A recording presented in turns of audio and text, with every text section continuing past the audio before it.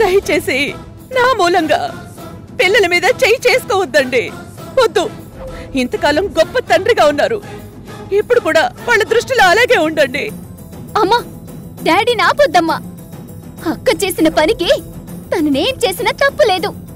సమయానికి మేం రాకపోయి ఉంటే నీకేమై ఉండేదో తెలుసా? కావేరి, నీకు చెప్పాను కదా, పెద్దవాళ్ళతో అలా మాట్లాడకూడదు. ఏంటమ్మా పెద్ద? వయసులో పెద్ద అయినంత మాత్రాన ఏం చేసినా చూస్తూ ఊరుకోవాలా? ఈ రోజు తనకి నచ్చలేదని నిన్ను చంపాలని చూసింది. ఇలాగే వదిలేస్తే ఎంతకైనా తెగిస్తుంది. కావేరి! అవును, అవును, నేను చంపాలని చూశాను, చంపుతాను. ఇవాళ కాకపోతే రేపు, రేపు కాకపోతే ఎల్లుండి, అది కాకపోతే ఆ తర్వాతైనా చంపుతాను. వదిలే ప్రసక్తే లేదు. అమ్మ జోలికొచ్చావంటే నిన్ను నేను చంపేస్తాను. ఆగు, ఆగు కావేరి, ఆగు, ఆగు. ఎందుకు రాని? ఎందుకు ఇలాంటి వాళ్ళ మీద జాలి చూపిస్తావు? నువ్వే విన్నావుగా, జరిగిన దానికి కనీసం దీనికి పశ్చాత్తాపం కూడా లేదు. అయ్యో, ఈ తప్పు చేశానే అన్న చిన్న ఫీలింగ్ కూడా లేదు. నేనెందుకు ఫీల్ అవ్వాలి? నేను ఫీల్ అయ్యేది ఒకటంటే ఒకటే, తను మీ వల్ల ప్రాణాలతో బయటపడింది. అదే నా బాధంతా. కార్తీక, ఏంటి ఉండు. ఏంటి చంపేస్తారా? చంపేయండి. ఇన్నేళ్లు మమ్మల్ని ప్రాణంగా పెంచి భార్య రాగానే మమ్మల్ని పరే వాళ్ళలాగా చూస్తున్నారు. అసలు మేము ఎలా ఉండాలో ఎలా ఉండకూడదో డిసైడ్ చేయడానికి ఈవిడెవరు? ఈవిడ ఏ టైంలో ఇంట్లో అడుగు పెట్టిందో అప్పటి నుండి ఇంట్లో నాకు మనశ్శాంతి లేకుండా పోయింది. ఏది అడిగితే అది ఇచ్చే మా డాడీ చివరికి నన్ను కొట్టడానికి కూడా వచ్చాడంటే దానికి కారణం ఈ డెవిల్. మీరందరూ దారి తప్పి మీ జీవితాలు ఎక్కడ నాశనం చేసుకుంటారో అన్న భయంతోనే మీ అమ్మను తీసుకొని వచ్చాను. అమ్మను పట్టుకుని డెవిల్ అంటున్నావే, అసలు నువ్వు మనిషివేనా? కాదు, కాదు, నేను మనిషిని కాదు. ఈ డెవిల్ విషయంలో నేను అసలు మనిషినే కాదు. ఆవిడ ప్రేమ నాకు అసలు అవసరమే లేదు. అసలు తన ఇంట్లో ఉండడానికి వీల్లేదు. అది డిసైడ్ చేయాల్సింది నువ్వు కాదు, నేను. తను ఇక్కడే ఉంటుంది. నీ పద్ధతులు మార్చుకోవాల్సిందే తప్ప తను ఇక్కడి నుంచి వెళ్ళదు. చూస్తాను, ఎలా వెళ్ళదో నేను కూడా చూస్తాను. ఆమెకు తగ్గట్టుగా సరెండర్ కావడం కలలో కూడా జరగని పని. ఈ డెవిల్ని ఇంట్లో నుంచి బయటకు పంపించకపోతే నా పేరు కార్తికనే కాదు. ఆగండి, ఒక్క నిమిషం ఆగండి.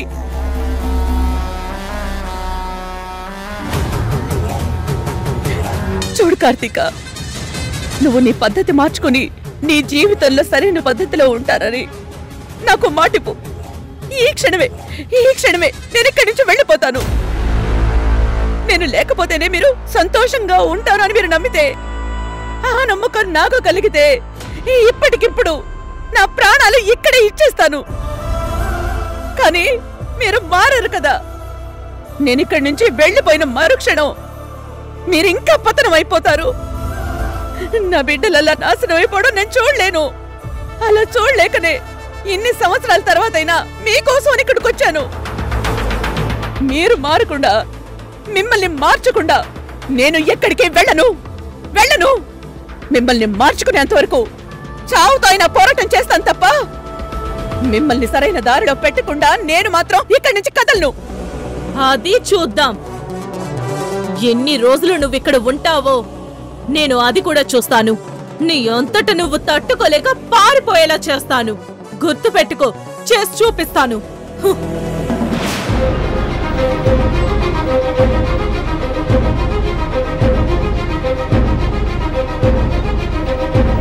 చూసావు కదా రాణి, ఇలాంటి మనుషుల కోసం నువ్వెంత కష్టపడ్డ ప్రయోజనం లేదు.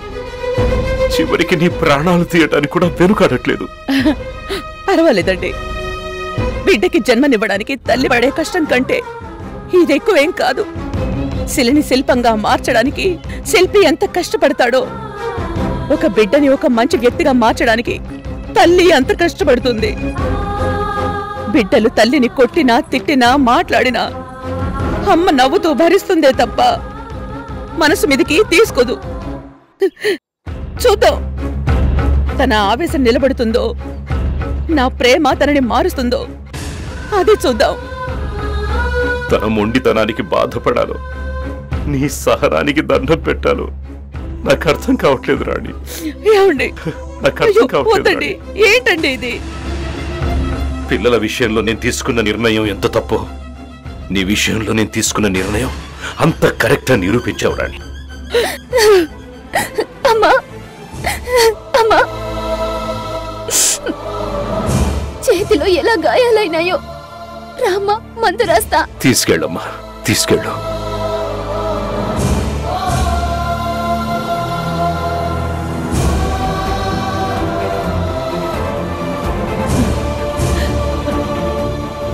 అయ్యగారు,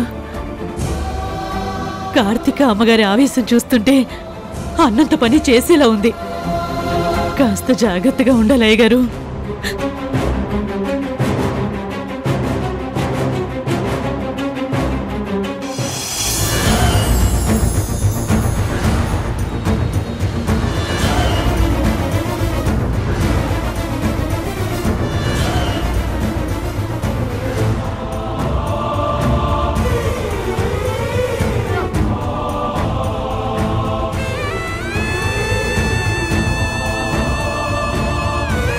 అమ్మా, నొప్పిగా ఉందా? లేదమ్మా, తగ్గిపోతుందిలే. నువ్వేం బాధపడకు. అసలు నువ్వు నన్ను అనవసరంగా ఆపావమ్మా, లేదంటే అక్క అంతా చూసేదాన్ని. తప్పు కావేరి, అక్క కదా, అలా మాట్లాడకూడదు. పెద్దవాళ్ళని గౌరవించాలి. ఇలాంటి పనులు చేస్తే ఎలా గౌరవించాలమ్మా? అమ్మతో ఎవరైనా ఇలా చేస్తారా? ఒకవేళ ఏదైనా నీకు జరుగుంటే? చూడు కావేరి, అక్క కూడా నీలాగే కల్మషం లేని మనిషి. తనకి కోపం వస్తే కోపడుతుంది, బాధొస్తే ఏడుస్తుంది, ఆవేశం వస్తే అరుస్తుంది. అంతే తప్ప మనసులో ఒకటుంచుకుని బయటికి మరోలా ప్రవర్తించదు. నేనంటే తనకి కోపం ఉంది. ఆ కోపాన్ని ఇదిగో ఇలా ప్రదర్శించింది. కానీ తను చేసింది తప్పే కదమ్మా. పిల్లల తప్పుల్ని క్షమించటం అమ్మలకు అలవాటే కదా. నేను మీ అందరికీ అమ్మని కదా. అందుకే మీరేం తప్పు చేసినా నాకు బాధ అనిపించదు. మిమ్మల్ని ఎలా దారికి తీసుకురావాలా అనే ఆలోచన తప్ప మిమ్మల్ని బాధ పెట్టాలన్న ఆలోచన నాకెప్పుడూ ఉండదు. ఏమో అమ్మా, నువ్వు చేసిన పని నాకు నచ్చట్లేదు. కార్తీక్ అక్క చేసింది చాలా తప్పు. ఒకప్పుడు నువ్వు కూడా అక్కలాగా ఆవేశపడేదానివి, పంకజాన్ని పడుకుని పుట్టేదానివి. నీ కోపం తగ్గేంత వరకు ఇంట్లో వస్తువులన్నింటినీ ముక్కలు ముక్కలు చేసేదానివి. కాని ఇప్పుడు ఎంత ప్రశాంతంగా మారిపోయావు చూడు. కార్తీక కూడా అంతే. కొద్ది రోజుల్లో తన తప్పు తను తెలుసుకుని నీలాగే తను కూడా మారిపోతుంది. అప్పటి వరకు మనం ఓపిక పట్టాలి. అప్పుడంటే నాకు హిస్టీరియా ఉంది కాబట్టి నేనలా బిహేవ్ చేశాను. కానీ అక్కకేం ప్రాబ్లం ఉంది? మీ అందరికీ ఉన్న ఒకే ఒక్క ప్రాబ్లం అమ్మ ప్రేమకు దూరం కావడం.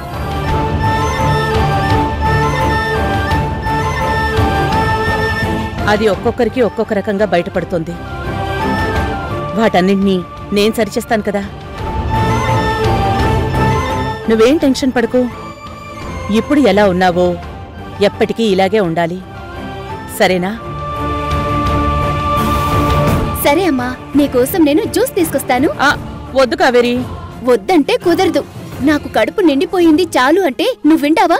వినవు కదా. ఇప్పుడు నేను అమ్మని, నువ్వు కూతుర్వి. అర్థమైందా? నేను జ్యూస్ తీసుకొస్తాను, నువ్వు తాగుతున్నావు అంతే. ఇంకేం మాట్లాడడానికి వీల్లేదు. అలాగేనమ్మా.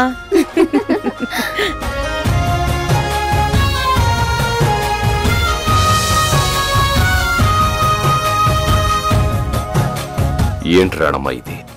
నేను చూస్తుంది నిజంగా నిన్నేనా? అదేంటి అలాంటి అనుమానం మీకెందుకు వచ్చిందండి?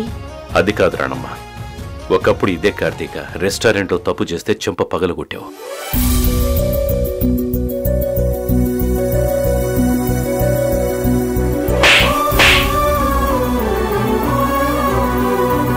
కానీ ఈరోజు అదే కార్తీక అంతకంటే పెద్ద తప్పు చేసింది. అయినా ఈరోజు తనని క్షమించేశావు. నీలో ఇంత మార్పు ఎలా వచ్చింది రాణమ్మా? అప్పుడంటే నేను ఆటో రాణమ్మని, కానీ ఇప్పుడు కార్తీకాకి నేనమ్మని. బిడ్డ తప్పు చేస్తే కడుపులో దాచుకోవడం, కన్నీళ్ళొస్తుంటే కనుపాపు చాటున ఆపేయడం అమ్మకి పుట్టుకతోనే వచ్చే లక్షణాలు. కార్తీక చేసింది తప్పని నాకు తెలుసు, కానీ తన తప్పు చేయడానికి గల కారణం ఏంటో కూడా నాకు తెలుసు. అందరిలాగే నేను కూడా ఆవేశపడిపోతే తనని ఎవరు చూసుకుంటారండి? కానీ తను చేసిన పనికి నీకు గాయాలయ్యాయి. ఆ గాయం నీకు నొప్పి అనిపించట్లేదా? మీకో విషయం చెప్పనా?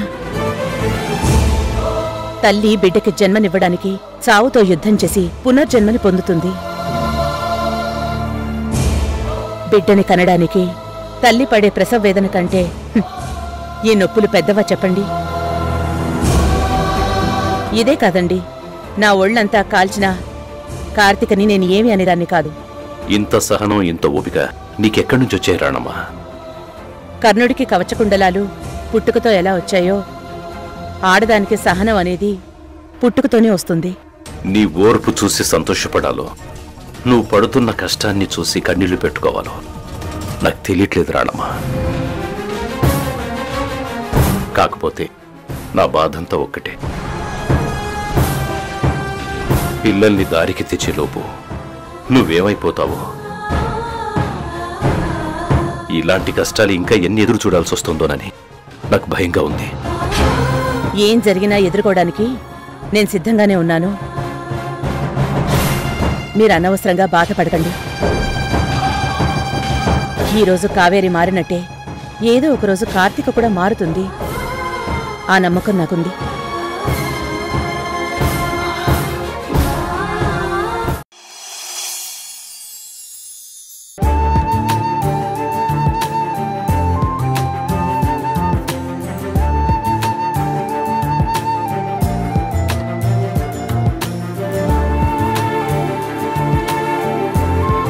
తీసుకో అమ్మా. అమ్మా ప్రియా, మీ నాన్నగారు ఇందాకటి నుండి ఏదో కంగారు పడుతున్నారు.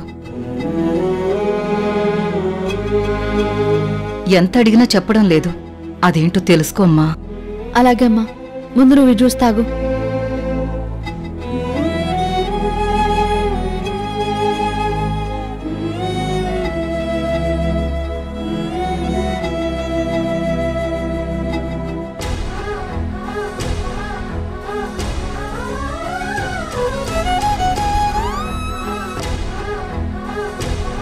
ఏంటి నాన్న, ఏమైంది మీకు? ఎందుకు ఇందాకటి నుంచి కంగారుగా తిరుగుతున్నారు? అమ్మ మిమ్మల్ని చూసి టెన్షన్ పడుతుంది. టెన్షన్ ఎందుకమ్మా? నేను అడుగుతుంది కూడా అదే నాన్న.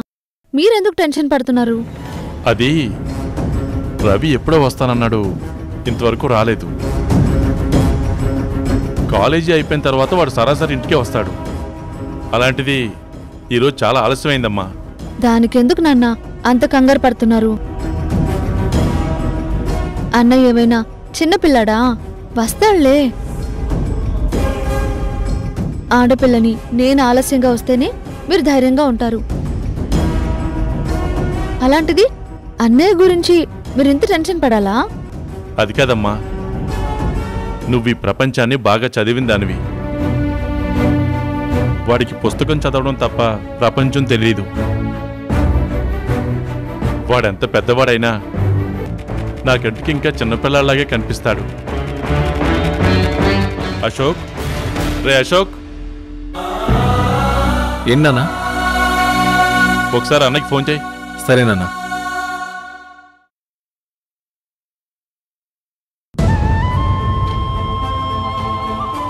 నాన్న, అన్న ఫోన్ స్విచ్ ఆఫ్ వస్తుంది. అవునా? వీడు ఫోన్ స్విచ్ ఆఫ్ ఎందుకు పెట్టుకున్నాడు? ఎప్పుడు అలా చేయడే? అసలు ఎక్కడున్నాడు వీడు?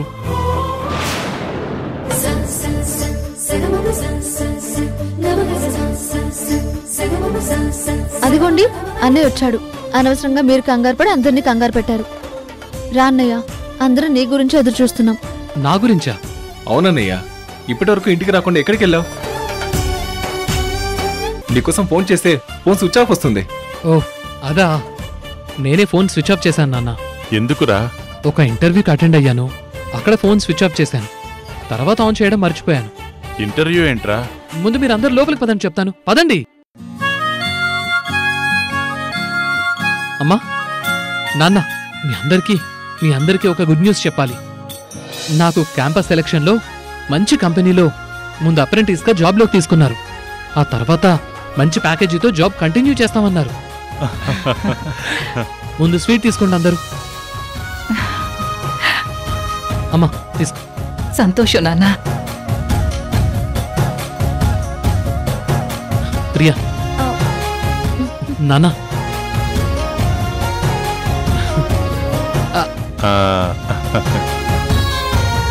అన్నయ్య, ఇంత మంచి శుభవార్త చెప్పినందుకు ముందు నువ్వు స్వీట్ తినాలి. అన్నయ్య, కంగ్రాచులేషన్. థ్యాంక్స్ ప్రియా. అన్నయ్య, ఇంతకీ నువ్వు ఎప్పటి నుంచి జాబ్లో జాయిన్ అవుతున్నావు? ఆల్రెడీ జాయిన్ అయినట్టే. ఒక 6 నెలల్లో జాగ్రత్తగా చేసుకుంటే ఆ తర్వాత లైఫ్ సెటిల్ అయిపోయినట్టేరా. అవునా? అవునన్నా. ఈ 6 నెలలు ప్రొబేషన్ పీరియడ్లో ఉంటాను. అంటే ఈ 6 నెలల పాటు నన్ను వాళ్ళు అబ్జర్వ్ చేస్తారు. నా పెర్ఫార్మెన్స్ గనక బాగుంటే నన్ను పర్మనెంట్ చేస్తారు. నీకేంటన్నయ్య, నువ్వేదైనా సాధించగలవు. నువ్వు ఇంటర్వ్యూకి వెళ్ళేటప్పుడు కనీసం ఒక్క మాటైనా చెప్పొచ్చు కదా. నువ్వు ఇంటికి రాకపోయేసరికి నాన్న కంగారు పడుతున్నారు. చెప్పాలనే అనుకున్నానమ్మా, కానీ ముందుగా చెప్పే కంటే ఉద్యోగం వచ్చిన తర్వాత మీ అందరితో షేర్ చేసుకుంటే బావుంటుంది అనిపించింది. అనుకున్నట్టుగానే జాబ్ సంపాదించాను.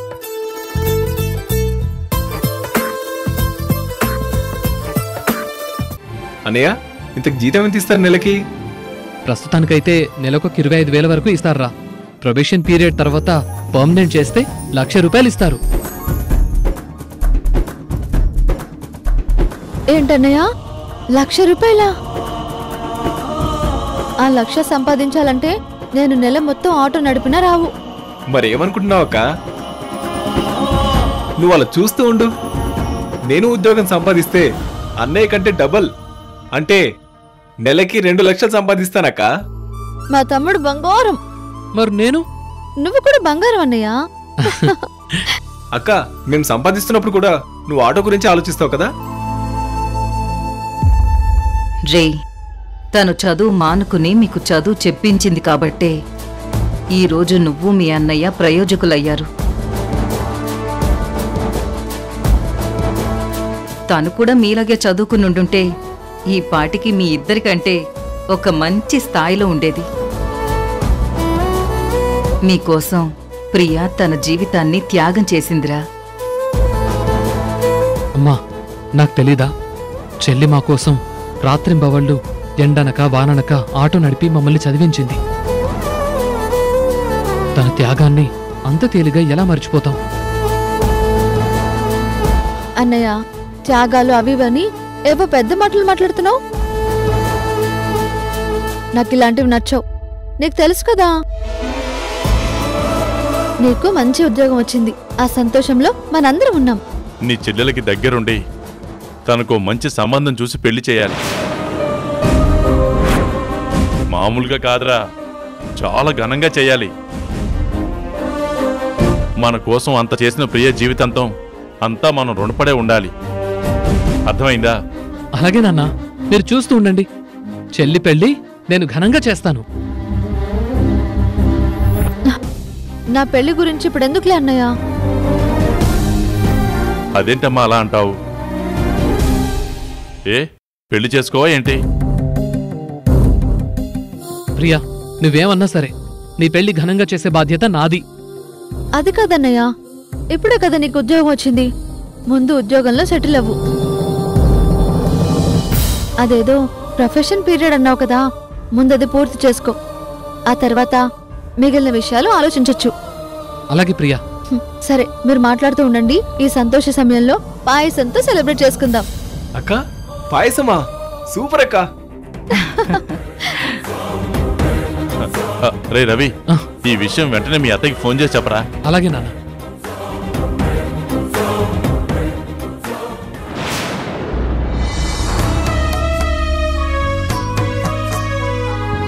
భగవంతుడా, నా కుటుంబాన్ని ఎప్పుడు నేను భారం అనుకోలేదు, బాధ్యతగానే తీసుకున్నాను. నా బాధ్యతలో భాగంగా మా అన్నయ్యకి మంచి ఉద్యోగాన్ని ఇప్పించావు. చాలా చాలా కృతజ్ఞతలు స్వామి. రాణమ్మా, నువ్వేంటిక్కడ? ఏంటి రాణమ్మా, అసలు నువ్వేనా? ఎంతలా మారిపోయావు? అమ్మా, ఎవరమ్మాయేనా నీకు తెలుసా? తెలీదు. ఏంటి, నేనెవరో నీకు తెలియదా? నీ ఆటోని నాకు అద్దెకిచ్చావు, పోనీ అదైనా గుర్తుందా నీకు? మొన్ననే అదే డబ్బులు ప్రియాకిచ్చొచ్చాను.